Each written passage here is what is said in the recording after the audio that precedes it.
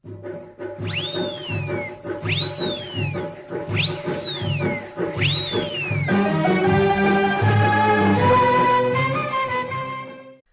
عليكم ورحمة الله وبركاته. اللهم صل وسلم وبارك على سيدنا محمد.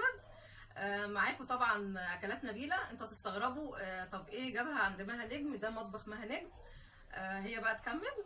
السلام عليكم اعزائي المشاهدين واغلى متابعين ثالث فيديو النهارده صوره مع صديقتي، وقلت لكم النهارده معايا مفاجاه جميله. اكلات نبيله حبيبه قلبي، صديقه جميله جدا، احنا صحاب جدا من زمان من خلال اليوتيوب. قناتها حلوه قوي، انا مسمياها ملكه المطبخ الفوشيا. طبعا هي غنيه عن التعريف، قناتها حلوه وكبيره وبيننا صحوبيه حلوه قوي. عجبني اول مطبخ اللي هي عملته، عملت مطبخ فوشيا حلو قوي، عجبتني فيه فكره. طبعا انا مطبخي معروف ان هو بني ومعروف شكله ايه، فعجبتني فكره فيه. كانت عامله رف حلو قوي، فبسالها بقول لها حلو قوي الرف اللي انت عاملاه ده، يعني ده ملحق للمطبخ ولا انت عاملاه لوحده؟ ولا هي قالت لي لا انا عاملاه لوحده. فالحكايه جت من هنا، قالت لي خلاص انت عايزه تعمله؟ قلت لها انا عايزه اعمل واحد وكده، فانا بس عايزه اسال الثمن والدنيا ايه واعرف عشان عايزه اعمل واحد.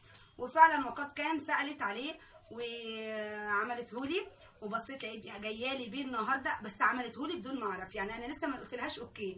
طبعا متعودين مني كل شهر بعمل ليكم مطبخ شكل جديد في المطبخ وتجديد، وطبعا متاخره عليكم بقالي شهرين وكنت مكلماها عليه. اتاري بقى في الشهرين دول كنت طبعا وما زلت مشغوله بماما وكده، فكنت مطنشه بقى الموضوع. قلت لما ماما تقوم بالسلامه اعمل المطبخ واجدد بقى يا على العيد يا على رمضان، فما حصلش نصيب. لقيتها بقى النهارده بتتصل بيا بتقول لي انا جايه لك في السكه. زي ما انت، هي مكسوفه جدا على فكره. قالت لي انا جايه لك في السكه.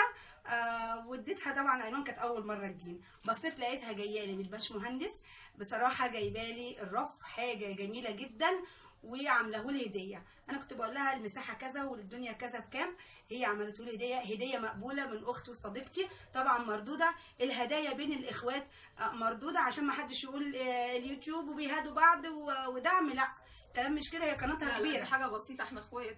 قناتها كبيره مش محتاجه مني دعم، هي قناتها معديه 60,000 واكتر، فربنا يا رب يزيدها. فهي مش محتاجه اصلا مني دعم، دي صداقه واخوه في بينا وبين بعض حب، فالحب ما يتفسرش بحاجه. انا قلت لها يا مها طب انت المكان عندك ايه؟ طيب طب نعمل افكار. قالت لي انا عندي المساحه مترين. قلت لها خلاص ماشي، هجيلك ونشوف افكار وكده. فعملت لها مفاجاه وعملت لها الرف، لاني عارفه ان هي مشغوله جدا الايام دي، الله يكون في عونها علشان والدتها. ربنا يشفيها. وعارفه ان هي الصبح ان شاء الله رايحين علشان تتحجز وتعمل العمليه، فقلت اجي لها النهارده انا اسلم عليها واقعد معاها شويه واعمل لها اللي انا عايزه اعمله. يعني هي مطبخها محندق كده زي مطبخي، فحسيت ان الفكره هتبقى حلوه عندها. هتشوفوا بقى النهارده معايا كل حاجه بالتفاصيل. سامحوني ده ثالث فيديو، بس ده يعتبر بالنسبه لي ده اهم فيديو النهارده، فيديو تغيير في المطبخ الرف. مفاجاه بجد حلوه وما كانش في بالي خالص خالص، فانا قلت اما اقول لكم على المفاجاه الحلوه مع صديقتي الجميله. النهارده اول مره تظهر معايا بوشها، وبقول لها استمري زي القمر ومكسوفه، وقلت لها لا كلنا عادي بنطلع بوشنا، ولما الواحد حتى بيبقى متفاعل مع الناس بيدي جو حلو. يلا بقى عشان ما نطولش عليكم، هنشوف هنعمل ايه في المطبخ، انتظروني. هنلكم تاني. طبعا انتوا عارفين شكل مطبخي، انا نزلت المطبخ من فوق. الباشمهندس احمد، السلام عليكم يا باشمهندس. ازي حضرتك؟ حضرتك منورنا والله. الباشمهندس احمد هو اللي عامل لاكلات نبيله القناه الجميله المطبخ الفوشيا. انا مسمياها طبعا ملكه المطبخ الفوشيا. عجبتني اول فكره زي ما قلت لكم في بدايه الفيديو. احنا النهارده بقى عشان احل موقف الرف، زي ما انتم شايفين نزلنا مطبخي كده، فضيته خالص ونزلنا المطبخ كده، وهنحط فوق علينا فوق اهو زي ما انتم شايفين.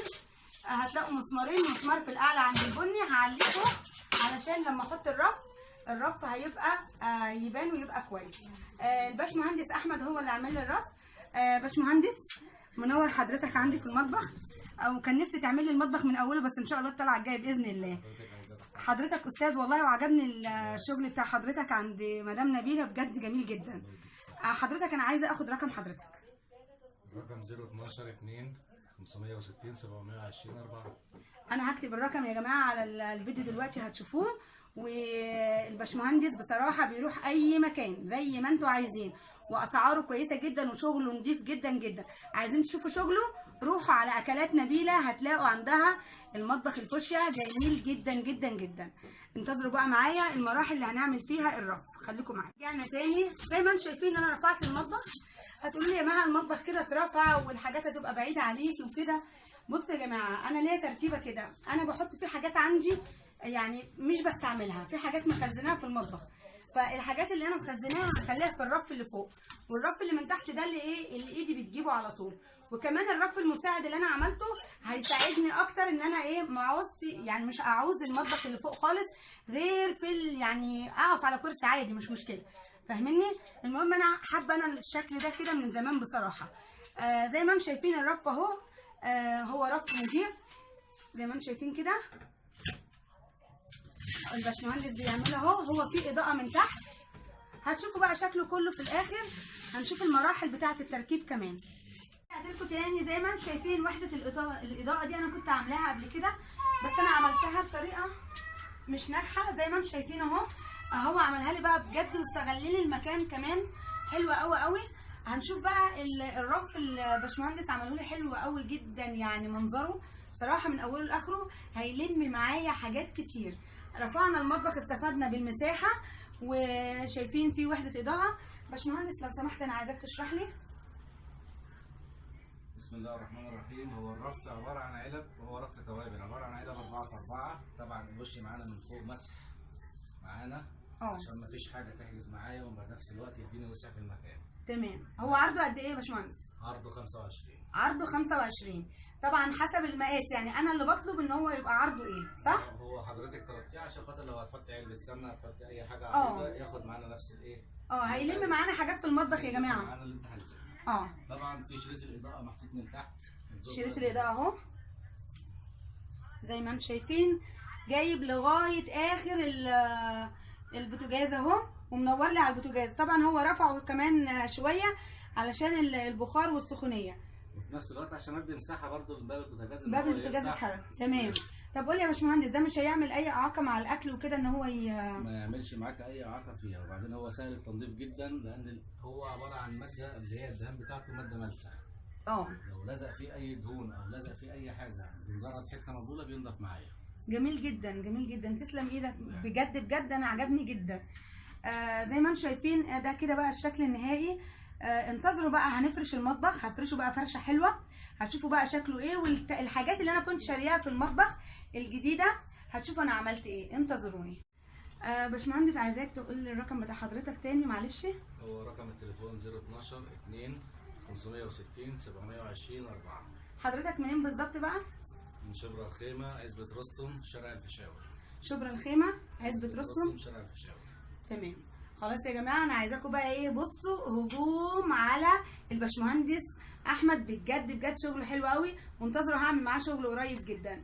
يلا انتظروا. رجعت لكم تاني زي ما انتم شايفين. احنا بنفرش المطبخ دلوقتي. هنفرش بقى المطبخ وهنخلصه. هتشوفوا بقى البدايات. اول حاجه طبعا انا وصديقتي نبيله حطينا المفرش، تمام. هنحط بقى الرف ده هنفرشه، هنشوف هحط عليه ايه. شوف الحاجات بقى الزياده اللي عندي. عندي حاجات ممكن احط عليه كوبايات، على فكره ممكن احط عليه حاجات يعني كتير جدا، هينفعني بحاجات كتير جدا، تمام. زي ما انتم شايفين معايا ابو حماده برده بيفرش المطبخ معايا.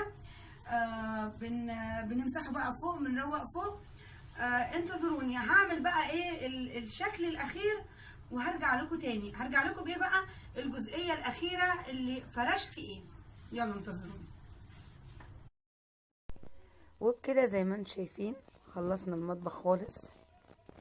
تعبت معايا مدام نبيله صاحبه قناه اكلات نبيله لغايه ما فرشنا المطبخ خالص.